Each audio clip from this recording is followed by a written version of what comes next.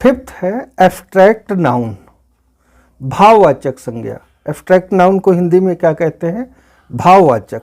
Abstract का मतलब ही होता है कोई भाव, कोई अमूर्त चीज। क्या होता है एब्स्ट्रैक्ट का मतलब? अमूर्त। इंग्लिश में दो शब्द हैं, एक एब्स्ट्रैक्ट, दूसरा कंक्रीट। कंक्रीट का मतलब मूर्त चीजें, जिसको हम सेंसेस से, इंद्रियों से, आंख, नाक, कान से, आईज, ईयर से परसीव कर सकें, छू सकें, टच कर सकें, जान सकें। और एब्स्ट्रैक्ट चीजें वो हैं जो अमूर्त हैं, जिनको हम इंद्रियों से, सेंसेस से नहीं समझ सकते हैं। तो भाववाचक संज्ञा, किन चीजों को हम सेंसेस से नहीं जान सकते हैं? जैसे गुण, अवस्था, क्रिया का नाम। हमने पहले भी बताया कि नाउन का मतलब नाम, name, name is the noun. तो गुण, गुण का मतलब जैसे आपने कहा विजडम, तो विजडम क्या है? गुण है। इसको हम देखते सुनते नहीं हैं, ये भाव है। इसको हम लक्षणों से समझते हैं। ये दिखाई पड़ने वाली चीज, सुनाई पड़ने वाली चीज नहीं है, बल्कि इसके लक्षण दिखते हैं और सुनाई पड़ते हैं। उसके अलावा अवस्था, तो गुण में विजडम आ गया, प्राइड भी आ गया है, घमंड दिखाई नहीं पड़ता है, लेकिन घमंड को गुण नहीं बल्कि अवगुण कहेंगे, तो अवगुण भी गुण हुआ। अवस्था, आपने कहा चाइल्डहुड, कैसी अवस्था? बचपन की अवस्था। ऐसे ही आपने कहा कि वुमेनहुड, स्त्रीत्व, आपने कहा कि मैनहुड, पुरुषत्व। तो अवस्था, क्रिया, कोई एक्शन, जैसे कुछ भी ले लिए आप, जो है वो एक्शन में। ह्यूमैनिटी, मानवता, ये भी क्या है? एक अवस्था है। तो इस तरह से इन चीजों को, जैसे एक्शन में आपने कहा कि प्रेम, लव, ये अवस्था है, एक्शन है, कुछ भी कह सकते हैं आप, लेकिन ये परसीव नहीं होता है सेंसेस से। आपने कहा हेट्रेड, घृणा, इसका मतलब क्या हो गया? घृणा, हेट्रेड। तो ये जो है क्या है? एब्स्ट्रैक्ट नाउन है, भाववाचक संज्ञा है। अब हमने यहां पर अपने अनुभव से लगभग 18 ईयर्स तक हमने विभिन्न संस्थानों में कॉम्पिटिटिव इंग्लिश पढ़ाने के बाद में जो मुझे महसूस हुआ, हो सकता है हम बहुत सारे टीचर हैं, मैं तो कुछ भी नहीं जानता हूँ, उनकी रीडिंग और हो सकती है। स्टूडेंट्स भी बड़े मेधावी होते हैं, इंटेलिजेंट होते हैं।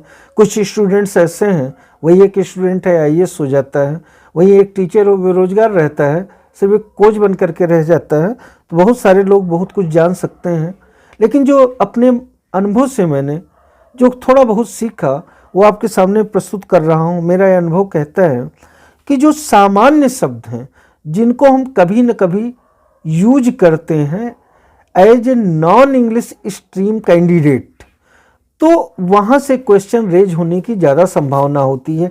हम जानते तो हैं, लेकिन पहचान करके अलग नहीं कर पाते हैं, भेद नहीं कर पाते हैं। तो ऐसे शब्दों को लिया है जो कि हम कहीं ना कहीं से सुपरिचित होते हैं, लेकिन हम उनको डिफ्रेंशिएट नहीं कर पाते हैं। तो ये कुछ महत्वपूर्ण समूहवाचक संज्ञाएं हैं, कलेक्टिव नाउन्स हैं, जिसकी हमने यहाँ पर लिस्ट दी है आपको। तो जैसे ए क्राउड ऑफ पीपल, क्या चीज? लोगों की भीड़। तो क्राउड क्या है? ये समूहवाचक संज्ञा है, किसके लिए? Crowd of people. जैसे यहां पर कोई और शब्द ग्रुप ऑफ पीपल हो गया भीड़ के सेंस में, तो वहीं आपको गलती ढूंढनी, एरर स्पॉट करना है। तो क्राउड ऑफ पीपल, भीड़। Heard of cattle, cattle means होता है मवेशी। मवेशी का मतलब होता है जो पालतू और मनुष्य के लिए यानी मनुष्य के द्वारा पाले जाने या डोमेस्टिक यूज में जो यूटिलिटी के जो जानवर हैं, तो एनिमल उनको ना कह करके हम कैटल कहते हैं। तो ये हर्ड ऑफ कैटल, कैटल के लिए क्या आएगा? हर्ड। हर्ड मीन्स होता है समूह। ये समूह किसके लिए आएगा? कैटल के लिए आएगा।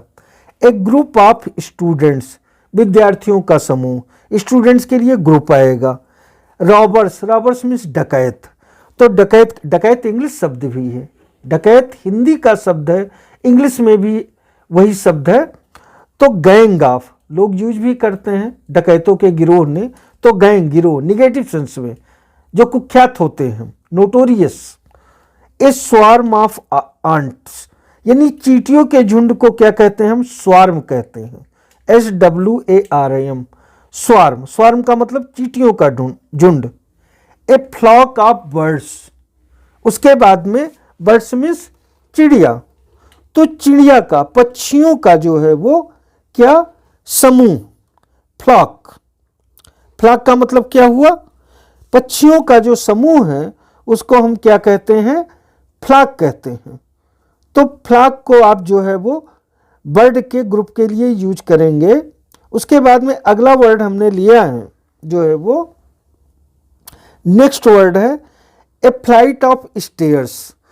तो दो शब्द होता है, एक शब्द होता है लैडर, लैडर्स मीन्स भी होता है सीढ़ी, LADDERS, लैडर्स। तो लैडर मीन्स होता है सीढ़ी। अब इसमें फर्क क्या है? जैसे जिसको आप जीना कहते हैं, जो कंक्रीट का या आयरन का बनता है, उसको हम स्टेयर्स कहते हैं। लैडर्स बांस की या किसी और फर्नीचर की चीज़ों से बनती है, उसको लैडर कहते हैं, यानी जो लकड़ियों से बने, वुड से बने। तो फ्लाइट ऑफ स्टेयर्स, जीनों का, सीढ़ियों की श्रृंखला, फ्लाइट यूज करेंगे। वैसे फ्लाइट में उड़ान होता है ज़्यादातर, हम जानते हैं। समूहवाचक संज्ञा के रूप में, कलेक्टिव नाउन के रूप में स्टेयर्स के ग्रुप को हम फ्लाइट कहते हैं। ये आपको ध्यान रखना है। ए रे ऑफ लाइट, आप इसको हमेशा पढ़ते हैं इनिशियल क्लासेज में भी। किरण, प्रकाश की किरण, तो रे यूज करेंगे हम। ए पेयर ऑफ सॉक्स, इसको भी बहुत यूज करते हैं, मोजों का जोड़ा। ए ब्लेड ऑफ ग्रास, घास का तिनका, तो इसके लिए ब्लेड यूज करेंगे। इसको हम सुनते भी हैं, थोड़ा ध्यान देने की जरूरत है। ए ब्लेड ऑफ ग्रास। उसके बाद में ए बोर्ड ऑफ डायरेक्टर्स, आप सुनते भी हैं डायरेक्टर्स के बोर्ड ने ये कहा वो कहा, फला मीटिंग के बोर्ड ऑफ डायरेक्टर्स की जो है मीटिंग हुई, ये डिसाइड किया गया। तो डायरेक्टर्स के समूह के लिए उसका जो कलेक्टिव नाउन है वो है बोर्ड। उसके बाद में एक कोर्स ऑफ लेक्चर्स, जो व्याख्यान दिया जाता है उसके लिए समूहवाचक संज्ञा है कोर्स, COURSE, कोर्स। अगला वर्ड है ए फ्लॉक ऑफ बर्ड्स, यानी पक्षियों का झुंड। इसके लिए फ्लॉक वर्ड आएगा। फ्लॉक और शब्दों के लिए भी आता है, जैसे सीप, गोट्स, भेड़, बकरी, और पक्षियों के लिए एक ही शब्द आता है फ्लॉक, तो फ्लॉक ऑफ बर्ड्स। उसके बाद में ए जूरी ऑफ जजेज, जजेज की जूरी, जूरी वर्ड अक्सर पिक्चर वगैरह में आप सुनते हैं, तो उसको जूरी कहा जाता है। ए ट्रूप ऑफ चिल्ड्रन, बच्चों की फौज। वैसे ट्रूप में टुकड़ी होता भी है, तो आप कहते हो बच्चों की फौज आ गई, तो ट्रूप वर्ड, ट्रूप का मतलब है होता है टुकड़ी भी होता है, सेना की टुकड़ी।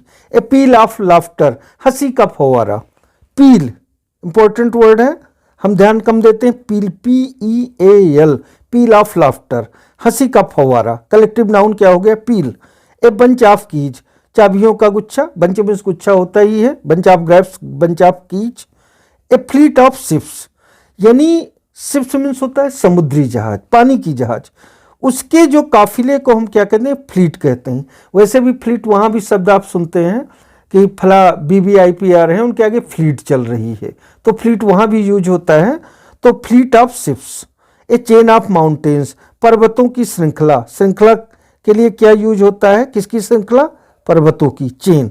ए सोल ऑफ फिश, बहुत इंपॉर्टेंट वर्ड है, वेरी इंपॉर्टेंट वर्ड है। जो फिश हैं, मछलियां हैं, उनके झुंड को हम सोल कहते हैं, SHOAL, सोल। उसके बाद में ए लॉक ऑफ हेयर, बालों का गुच्छा, हेयर का collective noun lock, LOCK, lock means ताला भी होता है, लॉक मीन्स बालों का गुच्छा। लट, कुछ भी कहें आप, जुड्डा, कुछ भी कहें आप। उसके बाद में ए फ्लॉक ऑफ सीप्स, गोट्स, हमने बता दिया पहले से ही कि सीप यानी भेड़, बकरी और बर्ड, तीनों के लिए एक वर्ड यूज होता है flock. A delegation of students, delegation में मतलब प्रतिनिधि मंडल, यानी विद्यार्थियों का जो समूह होता है, जो झुंड होता है, वो प्रतिनिधि मंडल विशेष सेंस में हम यूज करेंगे। इसके लिए कलेक्टिव नाउन यूज करेंगे डेलीगेशन, DELEGATION। आगे a packet of cigarette, cigarette word है CIGARETTES, सिगरेट की स्पेलिंग है। तो पैकेट, आप कहते भी हो एक पैकेट सिगरेट, लोगों को सुना है आपने, सुनते हैं आप कि एक पैकेट सिगरेट दीजिए। ए स्क्वांडर ऑफ प्लेन्स, उसमें एयरफोर्स में एक स्क्वाड्रन लीडर की पोस्ट भी होती है। तो जो हवाई जहाज हैं, एरोप्लेन्स हैं, उनके लिए कलेक्टिव नाउन आता है स्क्वाड्रन, SQUADRON, स्क्वाड्रन। तो squadron of planes. A crew of sailors, sailor means होता है जो है सेल करने वाली, यानी किसी भी समुद्री जहाज का नाव का जो चालक होता है, यानी जलीय विमान या जलीय वाहन का जो चालक होता है उसको सेलर कहते हैं। सेल मीन्स होता है खेना, एक शब्द होता है हिंदी में नाव खेना, जहाज खेना, या बोटमैन, नाविक, उनके समूह को क्रू कहते हैं। ए लीटर ऑफ पपीज, कुत्ते के बच्चों के समूह को लीटर कहते हैं, LITTER, इस वर्ड को जरूर याद रखें आप, litre. A regiment of soldiers, आप देखते भी हैं कि आज भी आर्मी में फला रेजिमेंट है, फला रेजिमेंट है, तो सोल्जर के लिए समूहवाचक संज्ञा कलेक्टिव नाउन क्या है? रेजिमेंट है। आगे कुछ और वर्ड्स हैं तमाम सारे, उनकी लिस्ट हम आगे वीडियो में आपको उपलब्ध कराते हैं।